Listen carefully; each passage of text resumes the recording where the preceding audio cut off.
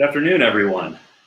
My name is Luke Ortega, and I am what we call Assistant Cultural Affairs Officer at the United States Embassy in La Paz, Bolivia. What that means is that I have the great pleasure of working to create exchanges between the United States and Bolivia, especially cultural exchanges, academic exchanges, and sometimes commercial exchanges as well. Tonight, I'd like to talk to you all a little bit about the response to the COVID-19, to the coronavirus pandemic, response of the United States of America, what we're doing in support of our partners, as well as some of our perspectives about what we're seeing in the rest of the world. Before I get started, though, I want to explain to everyone what it is that the United States Embassy in Bolivia really does. Fortunately, it's very simple. In reality, we work in three main areas. We work with democracy, we work with economic prosperity, and we work to support security. We work in these three areas because we believe that they are necessary for us to achieve the biggest goal that we have here in Bolivia. And that's to strengthen the bonds of friendship between the people of the United States and the people of Bolivia.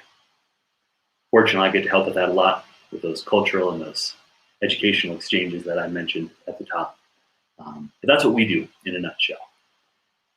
Now, usually when I give these kinds of talks, I spend a lot of time talking about support for democracy, as well as support for commercial exchanges between our two countries. But today, I think it's important that we talk more about security, and specifically about biosecurity, about our health. As everyone who's tuned in here knows, the COVID-19 pandemic is affecting countries around the world, many very seriously. Unfortunately, the United States is suffering tremendously with this pandemic. There have been at least 80,000 deaths in the United States thought to be associated with the COVID-19 pandemic. And more than 33 million Americans have lost their jobs over the course of the past 2 months, 3 months in the United States as well. So it's been tremendously challenging for the United States. And I know it's been challenging for many countries as well. But despite these challenges, the United States, through the generosity of the American people, continues to lead the global response to the COVID-19 pandemic. How are we doing that exactly? Well, what everyone needs to know, first of all, is that since the outbreak of COVID-19 around the world, the United States has been delivering more than $900 million in support for our partners around the world. That money is going to more than 120 different countries around the world. It's there to help with detecting where the coronavirus is, to help with public health education, and to protect healthcare facilities. That's going to 120 different countries. Specifically, in the case of the Western Hemisphere, nearly $70 million is going to different countries around the Western Hemisphere to support them. And in Bolivia, we are delivering $750,000 to support the Bolivian people in this time. That money is going to go for diagnostics, to be able to identify cases of COVID-19, as well as to detect where it is throughout the country. We're happy to be doing that, as well as just about a week ago, the President of the United States and the transitional President of Bolivia had the opportunity to have a phone call to talk about more support in the future. We're looking forward to being able to make a concrete announcement of what that support will look like in the future. But right now, for everyone to understand, our support is primarily economic. Part of the reason for that, and I think it should be apparent to everyone who heard what I said initially, that a lot of the medical supplies that the United States has right now, we need in the United States. Our first priority is, and always will be, protect the lives of American citizens. That's what we're doing as a government, what the United States government is doing. But in the case of COVID-19, it's absolutely critical to understand what is going on beyond the government. And here I mean, what is the private sector doing? Now, first of all, when we talk about the private sector, we should talk about what individuals are doing. Looking just at what people in the United States, what American citizens have donated to combat COVID-19, it's more than $4 billion. That's to combat COVID-19 in the United States and around the world.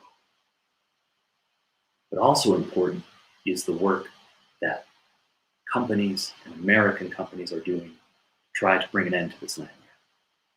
When I say bring an end to it, I mean to develop treatments, to develop vaccines that are going to work and that are going to be safe. Right now, there are about 16 or 17 US companies that are working tremendously hard to try to develop both treatments and vaccines. And these are very large companies. When we look at their aggregated market value, we're probably talking about more than $350 billion. they're working to try to develop these treatments and vaccines. And I think that hopefully many people have seen in the news that recently there have been some positive signs from the effort by some American companies to develop a vaccine in the United States. One company called Moderna in particular recently had some positive results there. There are at least two potential vaccines for the COVID-19 that are currently in the stage of human trials. And that is an important stage, of course, to make it through, to see if they work safely on people. So there's been good news there, but it's very difficult, I think, for anyone to know exactly when such a vaccine, when such a treatment is going to be available. Usually you're talking about a very long time frame, something like 18 months oftentimes, the minimum for many vaccines. Obviously, in the United States, we are trying to do everything that we can to move the vaccine forward as quickly as possible. But people need to understand that our commitment also remains following the guidelines of the United States Food and Drug Administration, which is responsible for the safety of food and drugs in the United States. This is critical because we must have a vaccine that not only works, but doesn't hurt you with side effects. So that is a priority in the United States. And generally speaking, this FDA, this Food and Drug Administration, is usually considered to have some of the highest standards in the world for safety. And so we're going to continue to observe as we work towards a vaccine. The United States government has invested more than $2.5 billion in this effort to develop a vaccine, working in partnership with private enterprise, with American companies. This remains a big priority for the United States. And it's the kind of thing, when we talk about developing treatments, developing vaccines, the United States is only one of a whole constellation of nations that are working in this direction. And that's a good thing at the end of the day, because there may be multiple solutions from different countries. And frankly speaking, when many companies are developing vaccines, it also will help when we get to the part of producing them in large enough quantities for everyone in the world to be able to take them. So that's a good thing. And the United States is certainly proud to be one of many countries that is working in that direction. What I think is also important when we talk about international cooperation and about international coordination to confront the coronavirus, to confront COVID-19, it's very important that we talk as well about transparency and about responsibility. Those are two very important subjects for us with regards to COVID-19. Now, I want to preface this by saying that the United States, its government, and its people have tremendous respect for the people of China and for their culture.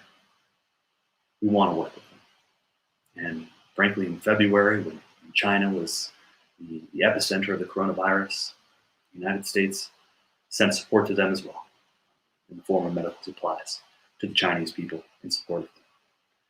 But it is important for us to understand the facts about the coronavirus.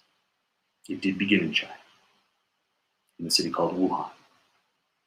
Now, the exact method and the exact way that it began to infect humans is still to be conclusively determined, but all evidence points to that being the origin of this global pandemic. We understand that. The United States, as I mentioned, is interested in collaborating with China, cooperating with China to ensure that we can bring an end to this coronavirus. However, we disagree with the actions of the Chinese government to deny transparency to the rest of the world about COVID-19. When I say transparency, I mean very concrete things. Things like sharing some of the original samples of the virus with the rest of the international community. These are things that they still have not done, and that can be useful as we work to develop treatments and vaccines. We also do not agree with their decision to censor some of the brave Chinese scientists and doctors who tried to alert the world about the dangers, particularly of human-to-human transmission of the COVID-19 in January. So we disagree with those elements of what the Chinese government has chosen to do. Something else that we disagree with, however, and it's very important, is disinformation. There's a lot of that flying around these days. I'm sure most of you all have seen that. Fortunately, we've seen a good deal of disinformation also coming out of China about the coronavirus. While it would be nice to be able to say it's only from isolated outlets or just maybe fringe media organizations, we've seen it coming directly from the government of China. Their attempts to say that perhaps the virus did not start in China, their attempts to deny responsibility for it, and really to attack those who ask for more transparency about the origin of the coronavirus. We disagree with these things. We saw that even here in Bolivia a number of weeks ago. And some Chinese officials here in Bolivia publish articles doing exactly this, trying to suggest that somehow it wasn't China's fault and everything is the responsibility of the United States. We disagree with this. It goes against the facts, not just what scientists and experts in the United States say, not just what those scientists and experts in Latin America and Europe say, but also what those brave scientists and experts in China said before they were silenced by their government. These kind of actions don't help create international cooperation and coordination to combat the coronavirus. These are the kind of things we disagree with very strongly. It's important that people understand that.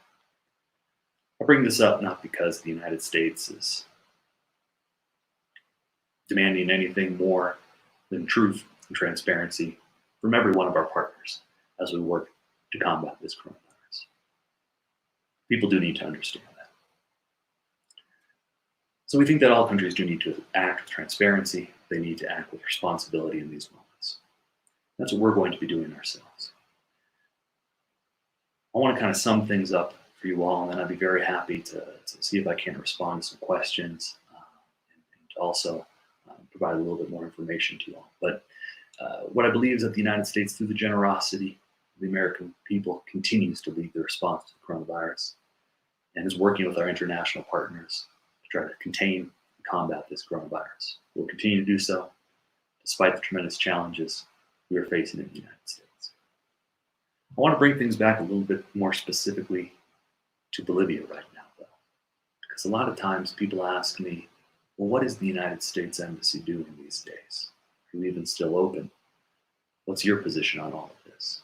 And here, specifically in Bolivia, what people should understand is that the United States Embassy remains open, but we continue to strictly follow all of the recommendations, all of the protocols, and all of the laws that the Bolivian government has dictated here.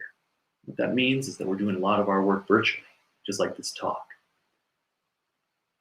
We're going to continue providing opportunities for exchanges between the United States and Bolivia, even during these challenging times. Let me give you a few examples. First of all, just a couple weeks ago, we were very happy to be able to increase the amount of Bolivian sugar that is being imported into the United States of America. At this point, it's more than, I believe, 12,500 tons, if I'm recalling my numbers correctly. But I think the most important thing is that we're now importing more sugar from Bolivia than we have in the past 20 years. This is important because we've all felt the economic impacts of this pandemic. The more that we can strengthen our commercial relationships, the faster we're going to be able to recover from these challenges. The United States has been for a number of years and continues to be the fourth largest trading partner of Bolivia. A lot of people think that because we had a more challenging relationship between the two governments in the past, that we didn't have a strong commercial relationship. And that's fortunately not true. What's very nice about our relationship with Bolivia is that in comparison to some of the other trade partners and some of the larger trade partners that Bolivia has, we have a relatively equal exchange of goods. I'm talking about just about $500 million in goods going both ways. The nice thing about a lot of what the United States imports from Bolivia is that it's products that Bolivian hands make.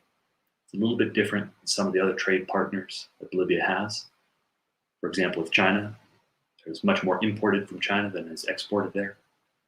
And with some of their other partners like Argentina and Brazil, the vast majority of that trade is the result of the export of natural gas, which does support some jobs. I don't mean to denigrate that at all. But we are very confident that the exchange that we have between our two countries is the most beneficial to workers in both of those countries. So that's a great thing we've been working on. And we're going to continue to try to find ways to expand that commercial relationship, even with these challenges. Another thing people need to know is that we are working to provide more educational opportunities, and we are adapting these educational opportunities to the challenges we're facing right now. So for example, for people that live in the city of Sucre, and within that region, in that department, we are just opening now, actually, the application process for scholarships to learn English. These scholarships are available to high school students. These are, students in colegio who are 15 or 16 years old. This is an opportunity for them to receive full funding for their studies in English through the CBA there in Sucre, the Centro Boliviano Americano that we have there. These are all being done virtually, these classes, and it's a great opportunity, even if you end up having to stay home most of your time during these quarantines, and as we move forward, to be able to improve your skills and to work on your English skills. We expect to be announcing openings of similar scholarship programs in different parts of the country as well soon. So I'd really encourage everyone for whom this was interesting, and maybe you don't live in Sucre, to keep an eye on our Facebook page, because we're going to be putting all the information about how to apply, how the process works, right there on the Facebook page. Last thing I want to mention is that we are working to try to take a lot of great cultural exchange opportunities and put them online as well. So tomorrow, actually, the United States Embassy is going to be celebrating women's suffrage. What that is, of course, the right of women to vote in the United States. This year is the 100th anniversary of that important event in the United States. And we are going to have online expositions. We are going to have videos. You're going to speak to people who are interpreting the spirit of women who fought for their right to vote 100 years ago, all on our Facebook page here, all free, all open to the public. This follows what we've done to bring jazz concerts as well online for people to take a look at them and enjoy them, even if they have to stay at home. This is part of our commitment to continuing the cultural exchange between our two countries, even if we have to do it through our computers instead of right in front of each other. We will continue to do this because we want to build these bonds of friendship between our two countries. So we will be working, as I said, commercial opportunities, educational opportunities, cultural opportunities moving forward, and we will continue to support the Bolivian people as best we can in the area of health and biosecurity in order to allow both of our people to confront and overcome the coronavirus pandemic. That's what I wanted to share with you all tonight. I'm going to take a look now at the comments and see if there are any questions that anyone might have that I can hop up and get to. I'm going to try to kind of work my way up as well as I can.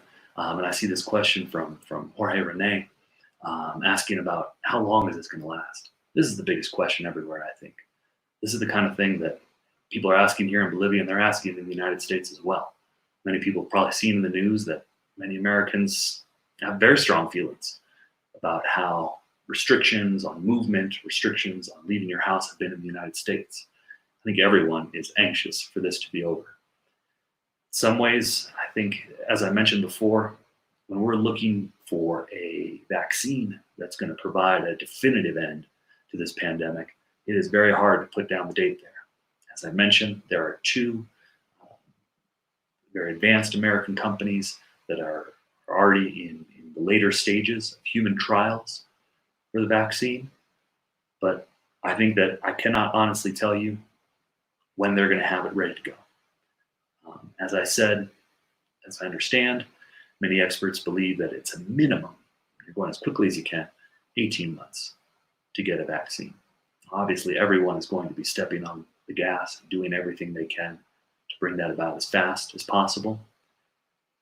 But sadly, I don't think anyone has a great answer for you. But I appreciate your question.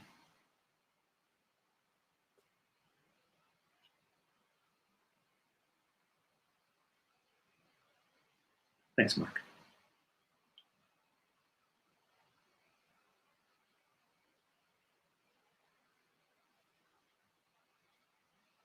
There are no other questions, then I want to just kind of mention something which I think people often find very useful. I know that we've had a few Facebook events, these Embassy La Paz presents events about scholarships and about becas to the United States. I strongly encourage people to keep an eye out for those as well, not just more talks about them, but as we move forward with announcing those. Our plan is, one way or another, to maintain these types of exchanges between the United States and Bolivia. There are always going to be challenges to how we implement them, particularly in these kind of difficult times that we're in, but it is our hope that we'll be able to continue those. So I encourage everyone that's interested in those sorts of things to keep an eye on this space, on this page as well, because it's something that we will be announcing more of, I hope, soon. I see that there is another question there from Wilma Flores Cuentas about asking if I've heard about plasma treatment. I'm unfamiliar with that one, to be quite honest with you. So I can't provide any real commentary about that there. I know that there have been a lot of different treatment possibilities floating around, and I think that we're all still waiting to see truly definitive answers as to which one is going to be the best for us. And I think as we're seeing, not just in the United States, but here in Bolivia, that there are just so many more questions than answers right now about COVID-19. And you can look and say, why is it so much worse in one place and not as bad in others? And not just looking at countries, but even within communities. It's a tremendous challenge that we have. And I think that whether it be a plasma treatment or some other kind of treatment, what we hope is that there ends up being many different options that are going to be well suited to each individual that needs them. So that's what we're hoping for there. But that's what I can offer. I'm going to ask, is there any last questions that I can get to for anyone?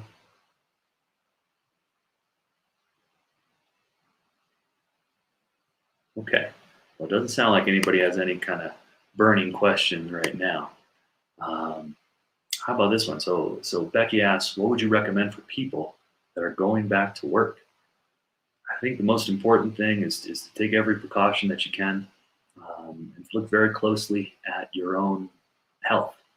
This is, I think, one of the greatest questions that's being asked right now, not just here in Bolivia, not just in the United States, but around the world. When can we go back to work? When is it safe? I have to say that I'm probably in a privileged position where I have an opportunity to speak to people online and do the work that I'm supposed to do. For a lot of people, both in the United States and Bolivia, they need to be somewhere, physically doing something, to be doing their job, to be doing it well. And that's a challenging situation for people to decide, when is it right to go back? In the United States, for example, many states, we have 50 states, of course, in the United States, which are roughly equivalent to a department here in Bolivia. Many of them, almost all of them, I believe, are looking towards how they can reopen in the next month or so.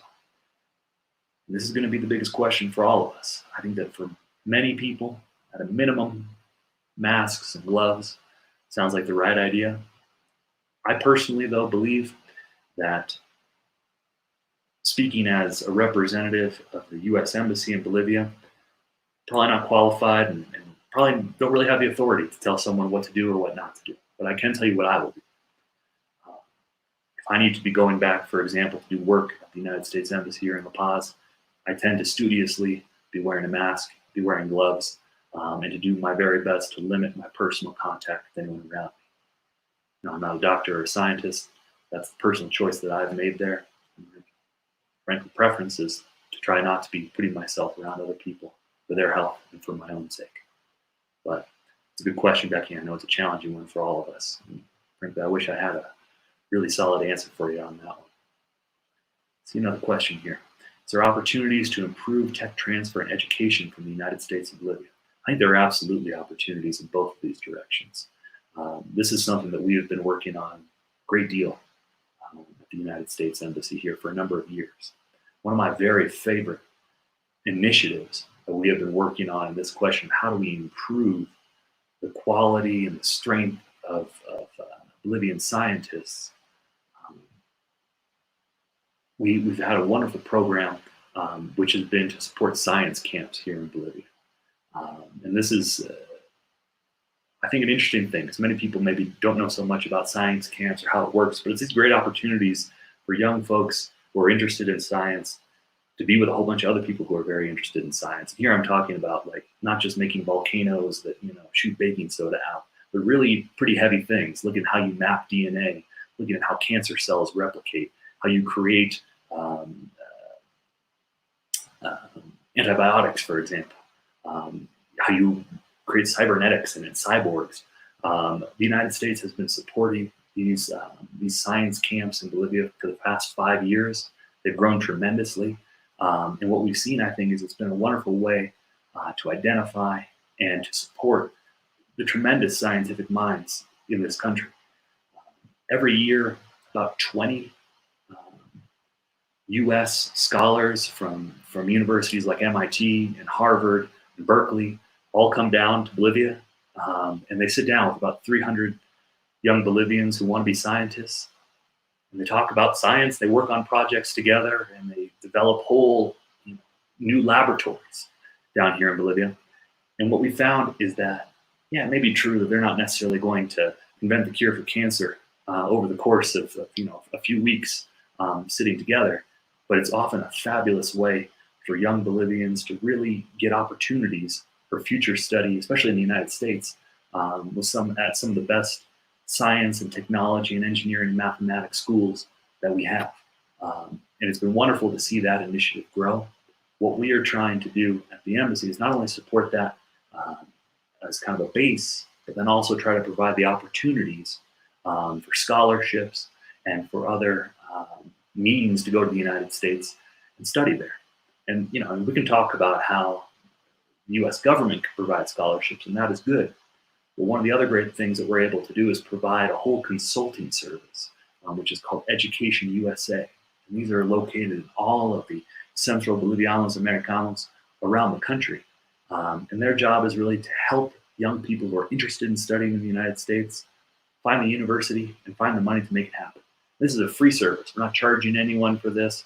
And it's incredibly important because this is so challenging, frankly. If you're a high school student in Idaho in the United States, it's hard to know what you're going to do when you're going to go to college.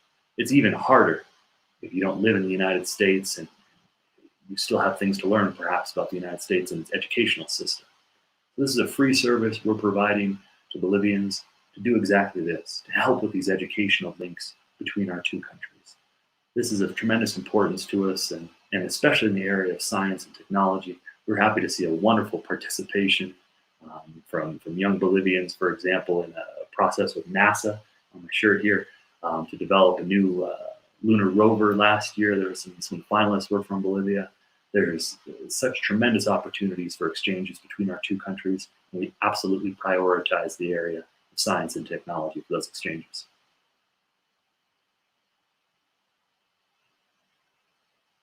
Now, are there any more questions I can answer for anyone?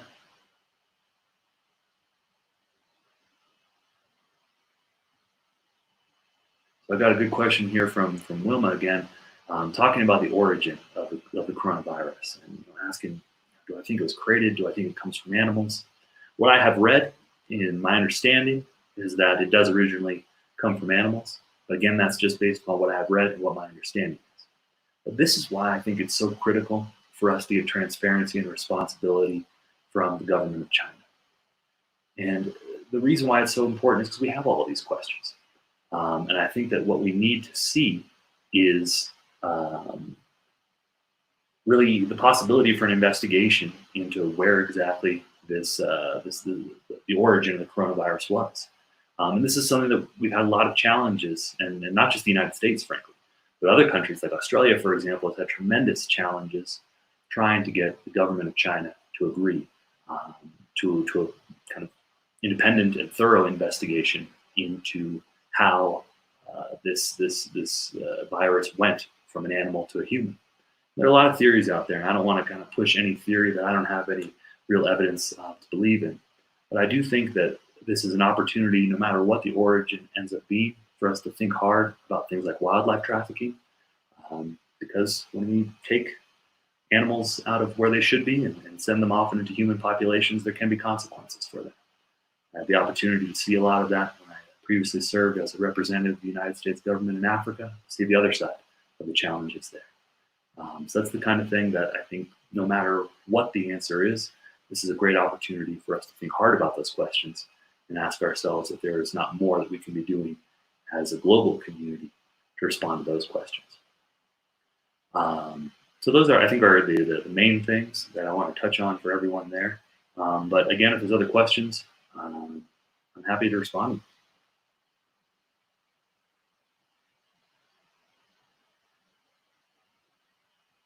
Well, Renee is asking, what can I say about ivermectin? I'm going to be honest with you, I'm not familiar with what that is. So I don't think I can respond to you in any kind of intelligent way about that one. I'm sorry.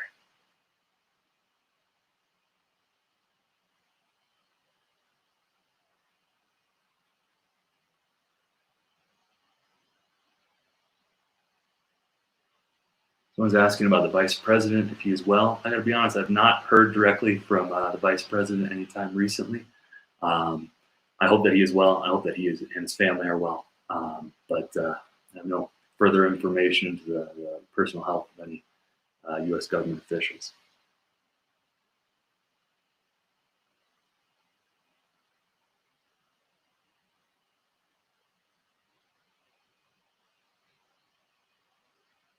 Okay. Well, if there's no other questions that I can get to, then perhaps we'll wrap things here. But again, I want to thank you all for this opportunity to have a little bit of an exchange of ideas, for me to try to explain a little bit of what we're working on in the United States Embassy, as well as with the U.S. government. But as I mentioned, our priority right now is to strengthen those bonds of friendship between our people and to do everything we can to support the people of Libya, protect the people of the United States during these very challenging times that we're facing. I want to thank you all again, and please keep an eye on our Facebook page here at the U.S. Embassy for more opportunities to have these kinds of exchanges. Thank you very much.